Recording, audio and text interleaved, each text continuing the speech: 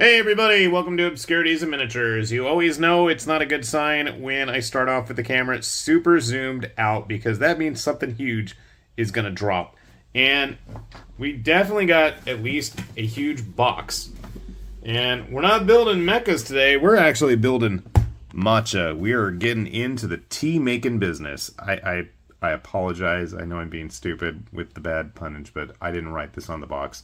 This is the Legion of Thor, the Hemoxian original matcha series. Prototype shown, final product may be slightly different. Okay. This thing jumped out at me from the middle of nowhere, and when I saw it, I had to get it. It just looked neat. It looked like something out of a Super Robot Wars game. This is from the Entropy of Gods line, and not only that, this deserves its own mention right here. The gift with the first goods, coal. I get coal with this. No, I actually am supposed to get a cloak, I believe. This is a big box. Appropriate for a big mech. Just for comparison, a typical 1/144th Gundam kit, of which at some point we will do a video on. It's entry grade new Gundam, I believe. But here we have the character design of our Thor. He's a big, meaty robot. You can see here his coal cloak. Look at the size of that hammer, though. How he's going to hold it, I'm not sure, but I dig the big cannons on his back. He's got some nice translucent parts scattered throughout his body. Nice big binder shield things on his shoulders there, and on his arms he's got some cannons. And look, he's got cool pose, like Master Asia. Standing atop something dramatic. Jesus, it's heavy. Again, good look at both the front and the back of the finished product. We can see he's quite flexible. A little bit of manga illustrations. Look like there might be some LED lights involved there.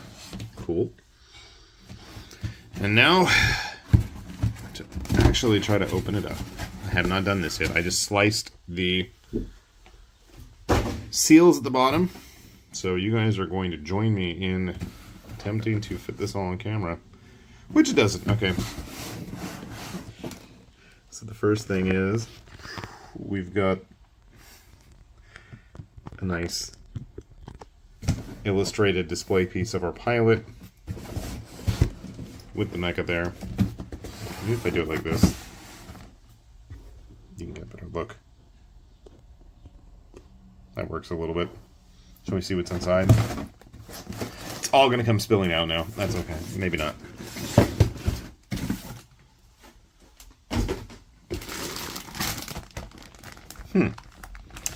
We've already got pre-colored parts in there. Interesting. Build your dreams into lives. I will do that because you asked me to. And only because you asked.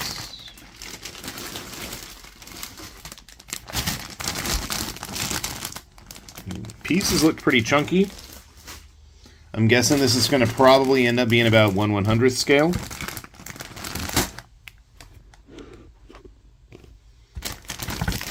I don't even know what all this is. A lot of it looks like mirrored parts so far. In various shades of grays and blacks. And there's a lot. Haven't seen a stand yet.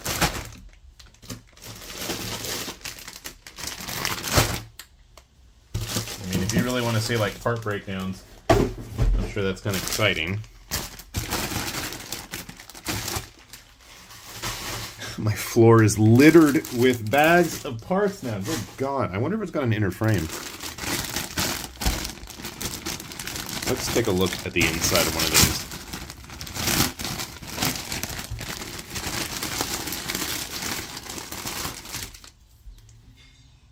I mean, the plastic quality feels good. It's like manhandling all the parts here. Gonna be a lot of undercuts. Which has its pluses and minuses. If you get impatient, you're gonna be trimming away here for a bit. Okay, this is an ongoing thing I've seen on quite a few kits where we have both a clear transparent and a colored transparent set of parts. I'm assuming we use both, or either or. God, dude looks cool. Like I said, looks like something out of a Super Robot Wars game. After sales card. Huh. Okay. We've got yen prices listed, but some... That's probably for Chinese stuff, because this is all... Alright. Hey, where's my cape? I thought I had a first print one, and I haven't seen a cape anywhere. Waterslide decals. Haha! There is my coal, the gift with the first goods. The cape is made of cotton, which is more realistic. Its built-in wire can make many poses. Okay. It does look cool with the cape, though. I mean, it looks cool without it as well, but come on, look at that. Alright, we'll save that. Let's take a look at this.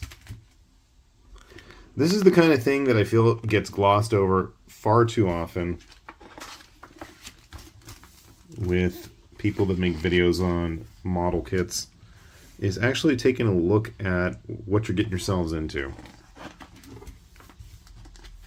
So we do have a nice parts breakdown of everything here. And it is quite nice to see that we have English explanations for everything, and this is something that I've seen a lot more of lately, and I'm really happy to see it, is each step actually has all of the parts listed out that you're going to need. That's always nice to see. I do like we have like the step-by-steps on where you have multiple parts actually getting put in. It gives you directions on what to do there. I really wonder if you can build an outer frame or inner frame. I bet you can. I mean, looking at the detail here, it does look like you could probably get away with building that inner frame and leaving all of the bits off. Great Thor!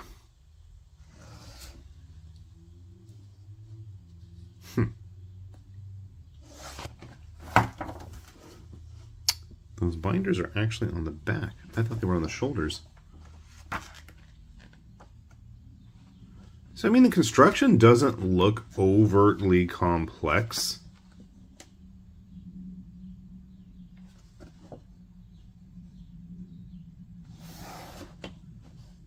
I guess you can swap out the guns and the shields or something. There are a lot of sticker decals if you want to go that route. I don't know if I want to go that route. I didn't notice we've got... Our progress bar at the bottom actually does fill up as you get through every page, so kind of fun. Anyway, that's enough of the rambling. Let me get to building it, and I will try to sit and actually get it all done in fewer sittings than I usually do with these big kits. I'll admit, I love big, complex models, but big, complex models tend to take me more time, where I will build it a little bit, or I'll build like 90% of it, and then I'll like put it off for 2 weeks or something crazy.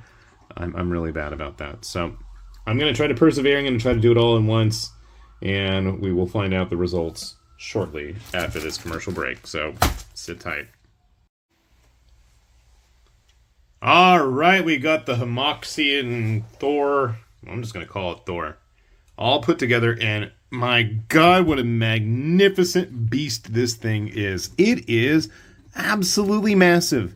Massive, I say. And just the sheer quality, for being the very first kit that this company seems to have put out, as far as I can see, is just off the charts. I feel like I say that for a lot of these kits, but it's the case. I mean, there's no denying it.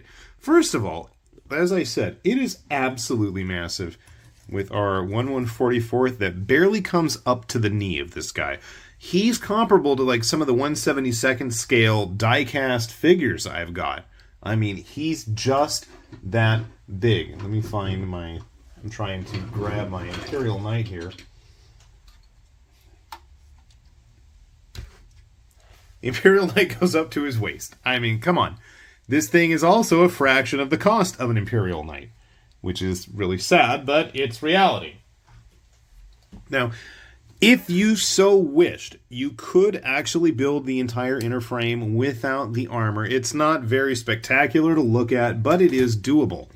The backpack obviously is removable as well. Hopefully I didn't smack that and break it. Nope, I forgot. It's got a nice little hinge here where it actually inserts. And that's the other thing, is this had some pretty novel construction for it. And I mean, it's really posable. There's lots of, you know, like the inner detailings, as I just pull his arm off. Lots of pistons and bits moving around there. You do need to take the arms off anyways to put on the cape, which I put somewhere else and I don't remember now. Obviously, the grenade launcher cannon things on his arms are completely removable if you don't want to have them there. I do want to have them there. Putting them back on is going to be the challenge because I don't seem to know what I'm doing. There are separate hands as well for the giant hammer that has a whole kind of cool little gimmick.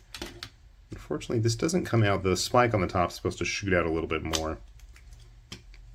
As you can see, I opted for the straight orange. I didn't use any of the transparent clear parts. It's got a good, stable foothold on everything, footprint, all the typical usual thrusters and spots we often see opening up. I thought there was one on the back.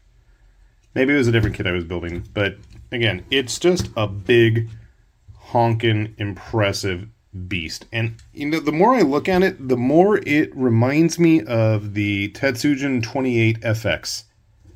Something about the proportions and with the whole backpack as well, which has plenty of interesting movable bits. These can double as cannons or thrusters, depending on which direction you want to put them. I mean, there's a lot going on here for a nice, solid experience. So I do like the fact that there's also a spot in that backpack to accommodate for the lifting bit on the back. We'll mess with that later, I guess. So if you want to give a shot to one of these modern Chinese developed plastic mecha kits, I don't think you can go wrong with just about any of the ones that I've shown on this channel, but this one in particular I feel is a really impressive, almost borderline super robot-esque, you know, especially when his big hammer, I don't know where I put that hand, but the hammer, the cape, the big backpack, it's pretty impressive. It's going to have a hard time holding that thing. It's quite heavy. I mean, it's got a good heft to it. But it continues to impress me, the level of detail, the level of quality that we're seeing come out of the Chinese manufacturers these days, especially when they're sticking out and trying something new and not just retreading the same old, same old. I'm not a big fan of that. I'm not a big fan of knockoffs. I absolutely and wholeheartedly encourage and support when we see people making new and unique designs, and I am always going to continue to support that. So if you see more of these types of kits and you're curious, let me know about it, because chances are it's probably already on my short list of things to show off on this channel. And if you ever see one, consider it a very solid and money well spent purchase. I know I got mine from Show Z, or their sister site, Gundamn.